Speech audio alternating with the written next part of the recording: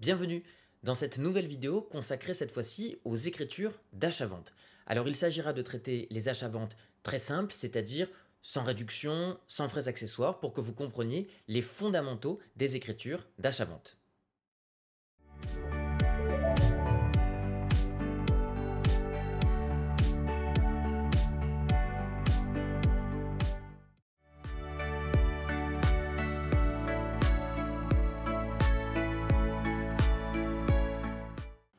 Alors commençons, là encore, par une simple question.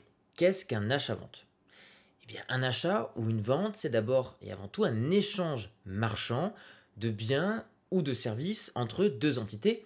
Si vous avez vu la vidéo introductrice de cette série de vidéos sur les écritures courantes, vous savez, je l'ai expliqué que une organisation, quelle qu'elle soit, agit au sein d'un environnement, qu'elle échange, qu'elle interagit avec cet environnement. Et donc concrètement, un achat-vente, c'est typiquement le genre d'opération réalisée quotidiennement par les entreprises.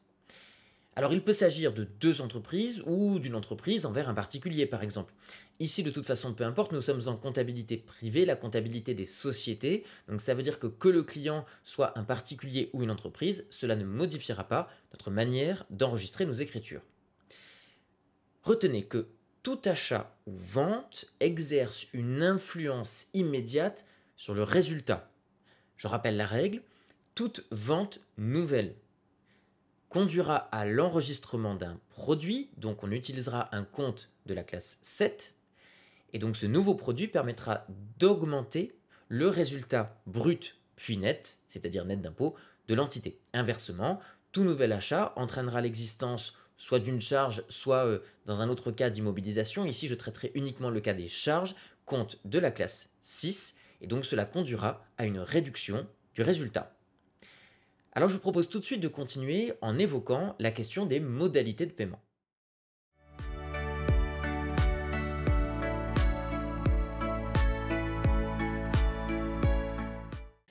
Alors j'utilise ici le vocable de modalité de paiement classique, c'est un vocable personnel, mais pour dire, disons, les modalités de paiement que l'on retrouve le plus fréquemment entre les entreprises notamment. Alors la première version, c'est de payer ce que l'on appelle comptant. Je vous rappelle que payer comptant, ça veut dire payer tout de suite. Là, nous utiliserons généralement deux comptes. Soit le compte 512 banque, s'il s'agit par exemple d'un virement bancaire, ou alors on peut utiliser pour les petites sommes le compte 53 caisse, donc lorsque l'argent prend directement la forme d'une monnaie sous forme de pièces ou de billets. Rappel là encore, nous mettrons dans le cadre de l'écriture le compte 512 au débit s'il s'agit d'une vente. Je vous rappelle pourquoi, parce que une vente va permettre de récupérer de l'argent. Donc au moment où nous sommes payés, le compte bancaire va augmenter et comme le compte bancaire se situe dans l'actif de l'entreprise, dans l'actif circulant, eh bien l'augmentation de cet actif doit être enregistrée au débit du compte 512. Inversement, nous mettrons le compte 512 au crédit s'il s'agit d'un achat. Alors justement, lorsque nous avons un paiement à crédit, surtout faites bien la différence entre au crédit, ce qui est relatif au journal, et à crédit, ce qui est une modalité de paiement, c'est très proche mais ça n'a rien à voir. Donc concrètement, lorsqu'il y a un paiement à crédit, eh bien si nous sommes le client, nous enregistrerons comme modalité, alors c'est pas vraiment une modalité de paiement, mais nous enregistrerons temporairement à la place du compte 512 le compte 401 fournisseur. Là encore, ne faites pas l'erreur. On ne met pas le compte 401 si on est le fournisseur, mais bien si on est le client. Parce que en tant que client, lorsque je vais enregistrer mon écriture, je vais venir enregistrer le fait que je contracte une dette envers mon fournisseur, et donc j'enregistrerai cette nouvelle dette dans le compte 401. Inversement, si je suis le fournisseur et que j'ai vendu des produits ou des services à mon client et que ce client ne me paye pas tout de suite, on dira que moi, fournisseur, j'ai une créance sur mon client et la valeur de cette créance sera à enregistrer dans le compte 411.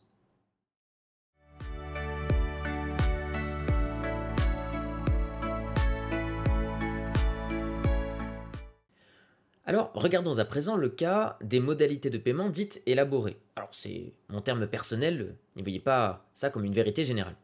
Concrètement, pourquoi élaborer? Eh bien, faisons la distinction avec les modalités précédentes. Dans le cas précédent, c'était binaire, je payais ou je ne payais pas. Je payais en utilisant le compte 512 ou 53, ou je ne payais pas, et donc j'avais une dette envers mon fournisseur et mon fournisseur une créance sur moi. Alors ça paraît très logique de dire que je paye ou que je ne paye pas. Là, c'est pas si logique que ça en fait, parce qu'il y a beaucoup d'entre-deux. Commençons par l'exemple du chèque bancaire. Lorsque vous payez par chèque, vous remettez donc un document qui a une valeur juridique à votre fournisseur. Et ce fournisseur s'estime payé par vous. Mais finalement, ce n'est pas vraiment un paiement, c'est un engagement de paiement. Le paiement n'aura véritablement lieu que lorsque le chèque sera encaissé par mon fournisseur. Donc au fond, il y a toujours un doute, parce que peut-être que le chèque est malheureusement sans provision. Donc ça veut dire que c'est un échange qui repose sur, au fond, la confiance, mais donc ça veut dire qu'en remettant le chèque, eh bien, le fournisseur me fait confiance en acceptant finalement ce moyen de paiement différé. Donc le chèque bancaire, vous connaissez, mais il existe également, par exemple, les effets de commerce. Alors, il y aura toute une vidéo consacrée aux effets de commerce, je ne rentre pas ici dans le détail, mais vous verrez en visionnant la vidéo que, au fond, c'est un mécanisme qui ressemble un peu au chèque bancaire, mais avec davantage de flexibilité.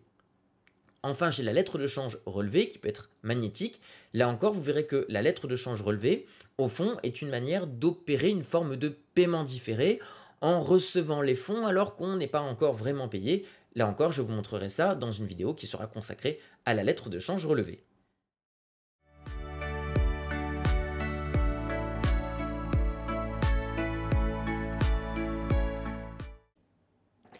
Prenons un premier exemple simple. Nous sommes ici en présence de l'entreprise de la Croix qui a réalisé les opérations suivantes. Le 17 avril, elle a acquis des matières premières. On vous dit que cette acquisition se fait via une facture numéro 12 réceptionnée en présence du fournisseur Morel qui fait apparaître un net commercial de 27 685 euros. Cette opération enfin est assujettie à un taux de TVA de 20%, ce qui est donc le taux classique. Le règlement se fait immédiatement par chèque. D'abord, commençons par décortiquer les principales informations de cette écriture ou de cette opération. On vous parle d'une acquisition de matières premières. Il s'agit donc d'un achat. Nous sommes donc le client, l'entreprise de la Croix, et nous avons acquis des matières premières auprès du fournisseur Morel, qui nous a donc envoyé une facture, numérotée ici 12, et cette facture fait donc apparaître un net commercial de 27 685 euros.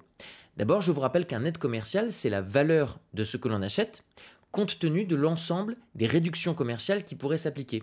Une remise, un rabais, une ristourne. Il n'y en a pas ici, donc j'ai directement le montant hors taxe initiale et finale des marchandises. Enfin, ou ici des matières premières d'ailleurs. Ici, il s'agit d'une opération assujettie à un taux de TVA de 20%, ce qui veut donc dire que je vais devoir payer 20% en plus au nom de la TVA à mon fournisseur. Enfin, le règlement se fait immédiatement par chèque, c'est donc une opération au comptant que je vais faire via chèque ou virement bancaire. Comment donc enregistrer cette écriture ? D'abord, je vous rappelle que l'on commence par les comptes qui seront au débit. Pourquoi le compte 601 est-il au débit? Je vous rappelle encore une fois la règle fondamentale. Il s'agit d'une charge. Une charge fait baisser le résultat. Or, le résultat se trouve dans les capitaux propres de mon bilan. Donc, toute charge supplémentaire entraîne une baisse de mes capitaux propres, donc une baisse de mon passif, et toute baisse du passif s'enregistre au débit du journal. Par ailleurs, je vais enregistrer la TVA. Il s'agit ici d'une TVA déductible sur autres biens et services. Ensuite, je vais enregistrer au crédit le règlement. Donc ici, je vais prendre, pour simplifier, le compte 512, qui est le compte banque. Vous voyez, je l'enregistre ici facilement avec ce journal que j'ai ici en ligne. Et donc, je positionne mes comptes. Pour ce qui est des montants, alors le montant des marchandises, je vous l'ai dit, 27 685. Je vais également calculer la TVA, c'est-à-dire 20% de 27 685, soit 5 537 euros, que j'enregistre ici. La somme de ces deux montants va correspondre au montant total du chèque que je vais faire envers mon fournisseur, soit un montant de 33 222. Ensuite, je vais compléter cette écriture par les quelques informations périphériques, la date, alors il n'y en a ici qu'une, c'est le 17 avril, le type de pièce justificative, donc ici il s'agira d'une facture numérotée 12, donc je vais mettre facture numéro 12. Il me reste un dernier élément que je dois enregistrer, c'est la nature même de l'opération. Or ici, il s'agit bien d'une réception de facture, puisque je vous rappelle que je suis le client. Voilà donc comment je vais enregistrer mon écriture. Je peux également faire vérifier mon écriture par la plateforme. Il me suffit de cliquer sur « Corriger l'exercice » Et je vois ici, tout est en vert, c'est donc que c'est bien comme ça qu'il fallait enregistrer l'écriture. Donc retenez bien de cet exemple simple, le compte 6 au débit comme toute charge nouvelle, le compte de TVA déductible, dont je vous rappelle qu'il est au débit parce qu'il s'agit d'une créance sur l'État, ce qui veut dire que je vais payer cette TVA à mon fournisseur, mais l'État devra me la rendre. Je dispose donc d'une créance sur l'État. Je vous rappelle que les créances sont à l'actif du bilan. Une créance en plus fait donc augmenter l'actif du bilan, c'est au débit. Enfin, pour le compte 512 banques, puisqu'il s'agit ici d'un paiement comptant, ça va diminuer la valeur de mon compte bancaire, le solde de mon compte bancaire. Le compte bancaire se situe également à l'actif du bilan et donc tout paiement va venir diminuer le solde de mon compte bancaire, baisse de l'actif du bilan, s'enregistre au crédit. Prenons ici un deuxième exemple. Il s'agit d'une vente. Nous sommes l'entreprise Roux, nous avons vendu des produits finis, nous avons envoyé la facture numéro 66 au client Martineau qui fait apparaître un net commercial de 5 025 €. Cette opération est assujettie à un taux de TVA de 20% que je devrais rajouter par-dessus ce montant par définition hors taxe. Le règlement de cette opération s'effectue cette fois-ci à crédit et le règlement est attendu d'ici 30 jours. Petite remarque, cela veut donc dire que je vais disposer cette fois d'une créance sur mon client puisque celui-ci ne va pas me payer tout de suite. Par ailleurs, lorsque l'on dit que le règlement est attendu d'ici 30 jours, je ne suis pas en train de dire que le client va forcément payer exactement dans 30 jours. Il peut tout à fait payer avant ou éventuellement après si je décide de lui accorder du délai supplémentaire. Alors comment enregistrer cette vente? Je vous rappelle que, par habitude, il faut commencer par les débits. Quel compte vais-je avoir au débit? Eh bien cette fois, ce sera le compte 411. Pourquoi? Parce que le compte 411 est la matérialisation juridique de cette créance dont je dispose sur mon client. En revanche, au crédit, je vais avoir le montant de la vente hors taxe. Ici, il s'agit de produits finis, c'est donc le compte 701. Et je vais également enregistrer la TVA.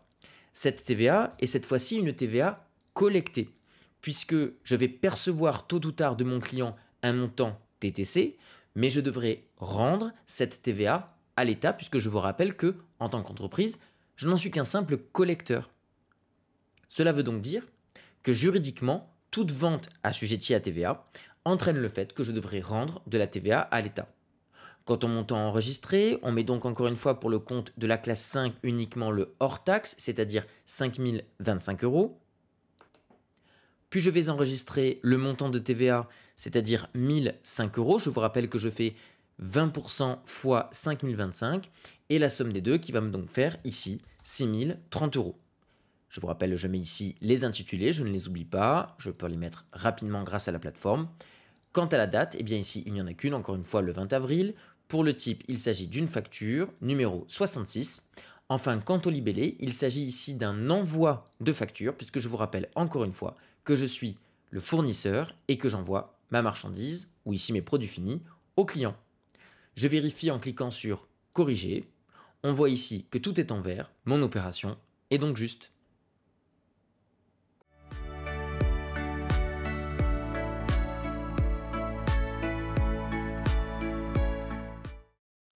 Merci d'avoir suivi cette vidéo qui parlait des achats-ventes de manière simple. Comme d'habitude, j'espère avoir été clair.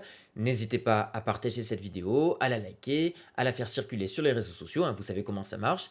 Et surtout, n'oubliez pas de venir vous entraîner sur la plateforme www.e-call.io pour que vous puissiez vous entraîner à l'infini sur des exercices autogénérés et surtout bien sûr pour obtenir une correction personnalisée en temps réel. Merci et à très bientôt pour une prochaine vidéo.